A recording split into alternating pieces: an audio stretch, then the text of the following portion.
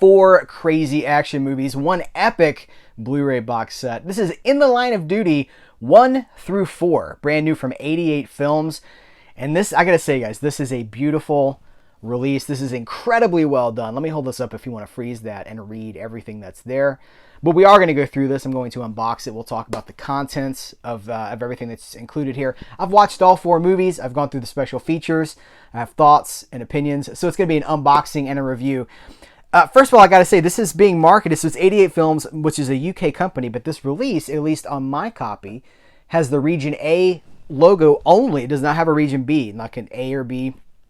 So I don't know if this is just for the US audience, or if that's just the sheet that they went with here. By the way, let's take this off. I haven't even done this yet. I wanted to do this on camera. You know, this is a piece of paper that's being held on with these 2 stickers here, but I don't know what's underneath. Let's find out together. Okay, it's this piece of art. I really like this art, by the way. It's a great value too, because as I'm recording this video, it's release day. And Amazon has this for $54.99, which I think is a crazy good value for everything. 4 movies, multiple cuts, commentaries. We got 2 posters that are double-sided. We've got a thick booklet. It's a great value. So I'm going to put a link in the description of this video. If you plan to pick this up, please use that link. You will be supporting Cereal at Midnight, and I would thank you for doing that. All right, let's dig in, guys. What are the In the Line of Duty films? They are female-led action movies from Hong Kong, 1985 to 1989. Michelle Yeoh is in the first 2. Cynthia Rothrock is in part 2. Cynthia Khan takes over with part 3 and 4. Outside of the female leads, we've got Donnie Yen. We've got Sammo Hung is in. He's like a kind of a cameo. Produced one of them. He's in one of those. So there's so much talent in front of and behind the camera here, and they're a mixed bag. I'm not gonna lie to you guys. They're a mixed bag. Like, I like some of these more than I like others. I wouldn't say any of them are necessarily. You know what? Royal Warriors, so In the Line of Duty 1 is great. It is truly an outstanding action movie. It is gritty. It is violent. It is over the top. It is everything that we love about 80s action movies filtered through, like, the Hong Kong scene. Like, all the crazy... somewhere on the box it says that these movies prove how, like, outstanding but also irresponsible that these movies are. And they totally are. Like, anybody could get hurt at any time. And they do. But there is such a good... Like, everything comes together for Royal Warriors. Interestingly, this came out after... Yes, Madam, which should be number 1, but in the Line of Duty pantheon, it's actually number 2. So this is 1985, Cynthia Rothrock. This came out after that, but this is what kicks off. Maybe because they know it's the best one. That's the only thing I can guess. Let's check this out. So we've got, by the way, these smoky gray cases. I don't know if I've ever seen these before. So we do have this reversible art wrap with the original promotional art there. And you notice that even the back of the backs are different too. What all do we have here? We've got a commentary, a brand new artwork by Sean Longmore. By the way, Sean did the art on these, I think all 4 of these, and they are, this is incredible. Especially when you compare it to the original poster art, which is fine, but it's just kind of generic. This is truly beautiful, and I really appreciate it. Brand new artwork by Sean Longmore, reversible sleeve featuring the original Hong Kong poster artwork, stunning new 2K restoration in its original aspect ratio.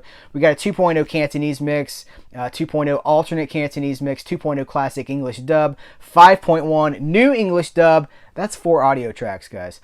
Newly translated English subtitles, and audio commentary by Frank Zhang, who I really like. His commentaries are just so approachable. He knows so much, and he just kind of, you feel like you're just talking with him, like he's just hanging out with you on the couch. Missing aeroplane inserts, which I'm glad these were taken out because it looks like a model on a string. It's like really bad. So those are missing here. But they've added them for the deleted scenes, or the the extras. Cantonese trailer, English in the Line of Duty titles. Flip that around, let you read all of that. So that's number 1.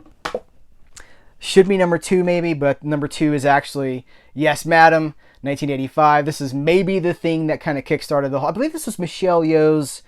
I want to say this was her first starring role coming out. You know, she had been like Miss Malaysia and then modeling like as a watch spokesperson with Jackie Chan. And then boom, like here comes a movie career calling. And she's great. I don't love this movie. This is the problem. This is like half amazing John Woo style action movie with like, and then it cuts away to like Mrs. Doubtfire. Like it's two movies at war with each other, and they don't sit well together. And I don't think that, you know, I was critical about one of those Sammo Hung movies recently, and I did hear from a couple of you guys saying that, well, you know, there's a cultural. I know these are made for their audience, right? Then and the filmmakers knew their audience. For me, watching it from my perspective, I think that the comedy elements, I mean, it's like the Three Stooges. It's like, you imagine, that's really the best. You're watching a John Woo action movie and they keep cutting in scenes from Mrs. Doubtfire. That's what it's like. It's like, no, can we just stick with this other thing? It's like when you're watching The Phantom Menace and there's this awesome lightsaber battle between Darth Maul and Qui-Gon and Obi-Wan, and then they keep cutting back to Jar Jar. Like having a battle on the, like, we don't want to, we're not interested in that. We want to watch the lightsaber duel. That's the best I can describe it. But the stuff that does work here works really well. This is the one with Cynthia Rothrock, who's amazing. There's a story that comes out here about how she got her head cut open in the middle of one of the stunts or one of the action scenes. And then like when they resumed filming, the guy that cut her head open had a stunt double come in because he didn't want to get the payback from, good stuff. It's a fun movie when it's working. It's about like the plots. None of these are about plot, right? This one is about. I should mention. So, like royal. It's basically police stories. These are women cops who are loose cannons. It's like Lethal Weapon. It's like, I mean, they're following a specific model. Like, you're a loose cannon. They're bucking the rules and taking care of business on their own. And if they have to lay down their badge to get it done, that's what they're going to do. But I think it's really cool, especially because we're having these moments right now where we're talking about the role of women in movies. You know, Michelle Yeoh just, Everything Everywhere All at Once. We've got so much conversation about like, oh, well, you know, women have been marginalized in action movies. Well, here are movies from the 1980s where they are not marginalized. They are front and center and they are kicking just as much butt as the men characters. And I think that's cool because we can't forget. We can't let the narrative shape, you know, or alter the truth when we have evidence to the contrary. These are amazing action movies and the women in here are brutal. They are brutal. So, I mean, so many bullets fired, you guys. All right, let me do got excited with my review. I forgot to show off the reversible art wrap here, so I'll slip this out here and we can check it out. And this they've all got Frank Jang commentaries, sometimes with someone else as well. This one has brand new artwork by Sean Longmore. Nice job, Sean. Reversible sleeve, stunning new 2K restoration, Cantonese theatrical mix, Cantonese home video mix, 5.1 English dub, new 2K restoration of the export version. So that's the second cut of the movie, guys, with the classic English dub. And by the way, I didn't watch that version. I watched the Hong Kong cut. Audio commentary by Frank Jang. Interview with Cynthia Rothrock. It has an intro by Cynthia Rothrock. Selected scene commentary with Cynthia Rothrock and Frank Jang. Interview with Mang Hui. Archive interview with Michelle Yeoh. Archive Battling Babes featurette and a Hong Kong trailer. Moving on to In the Line of Duty 3, Cynthia Khan has taken over. And again, gorgeous artwork here. There's less to say about these as they go on because they are fairly cut and paste and kind of by the numbers. You watch them for the action scenes. Like I said, you don't watch them for the plots. The second one features we've got to find that piece of film plot, and so does the fourth one. They're already repeating elements in 3 and 4 from the earlier entries. But again, they weren't made to be, they're not the same characters from movie to movie. There's actually no connection whatsoever between these movies. They're just kind of thematically grouped together, I guess because of butt-kicking women and cops, you know, but female cops who kick butt. That's really what it is. Sean Longmore art, reversible sleeve, stunning 2K restoration of the film, 2.0 Cantonese mono, 2.0 English mono, audio commentary by Frank Jang and Michael Worth. Interview with John Sham and Frederick Ambrosine. Hong Kong trailer, English credits. And last but not least, because part 2 is the least, In the Line of Duty 4, Yes Madam is the one that's the least for me. In the Line of Duty 4 is the one that introduces Donnie Yen. It has this amazing rooftop battle that has to be seen.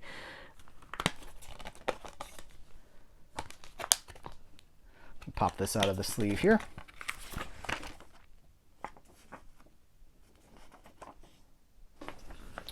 Brand new artwork by Sean Longmore. Reversible sleeve. The artists often see this, and I want them to know. So many people that are involved with these releases will check these videos out. I want Sean to know I dig it. Reversible sleeve. We have 2K restoration of the Hong Kong cut with Cantonese mono, English subtitles, 2.0 English mono, and then the new 2K restoration of the export version. Again, 2 cuts of the movie with the classic English dub. Audio commentary by Frank Jang and Michael Worth. Archival commentary by Hong Kong expert Stefan Hammond and lead actor Michael Wong. Archive interview with Donnie Yen. This is the one with Donnie Yen is in. Hong Kong trailer and the English trailer. And we got more stuff to talk about. So let's do the posters really quick. I'm not sure if these are in order. Oh, you know what? I just realized we don't have all 4 pieces of artwork. So here's... I love this.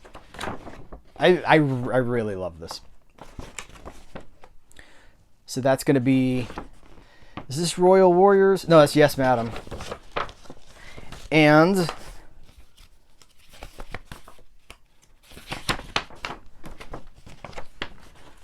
that looks great.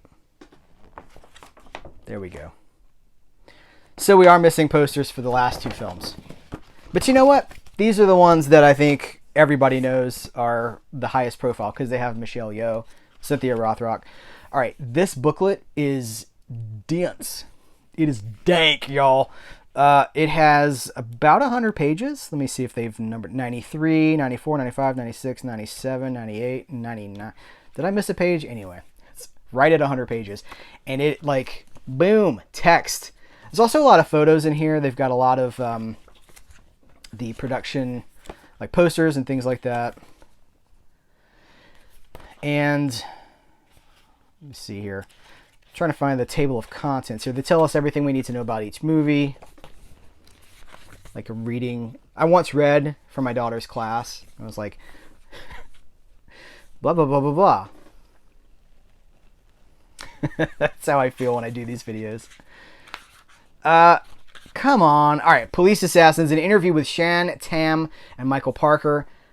Lengthy interview. They also talk to Force of the Dragon, an interview with Stefan Berwick. Red Force, an interview with Michael Woods, and then they get into that rooftop battle. They were like, what did you think about the movie? He's like, I never watched it. Anyway, really good stuff about the production, about the stunts. Check that out, man. Brutal. So, again, they're really fun. I don't know that any of them are great. The closest one to great is Royal Warriors.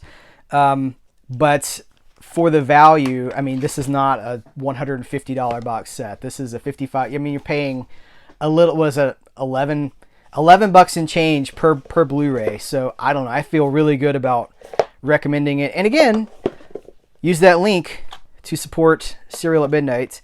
And I would thank you for it as I try to keep talking while I pack this all back up so I can do the final money shot. There we go. All right. So In the Line of Duty 1 through 4, will there be future installments of the In the Line of Duty series? I don't know. I feel like these are the ones that people probably want the most, but if it sells well, anything could happen. What do you guys think about these movies if you've seen them? I've seen this more and more. Every time I cover one of these Asian movies now, I'm like, you know, we're living in a golden age for this because these come from Fortune Star, who really seems to have just opened up the floodgates. And they're like, hey, license whatever you want. We'll license it to you. Because, I mean, we're getting not just from 88 Films, but from, I mean, they're doing all these Kung Fu collections. Arrow's doing Kung Fu collections. Shout Factory's doing martial arts movies. Shout Factory just did the Tiger Cage box set, which I hope to review soon. We've got there's so much stuff coming out, guys. It is really a flood of these kinds of movies. Movies that have historically been very hard to find in the United States are now everywhere you could imagine at fair prices. So it's a great time. Let's enjoy it. It's my thesis more and more. Let's just enjoy it. We got so much at our fingertips. Let's have a good time with it. Thank you so much. I appreciate you. Take care. Until next time, I will catch you later.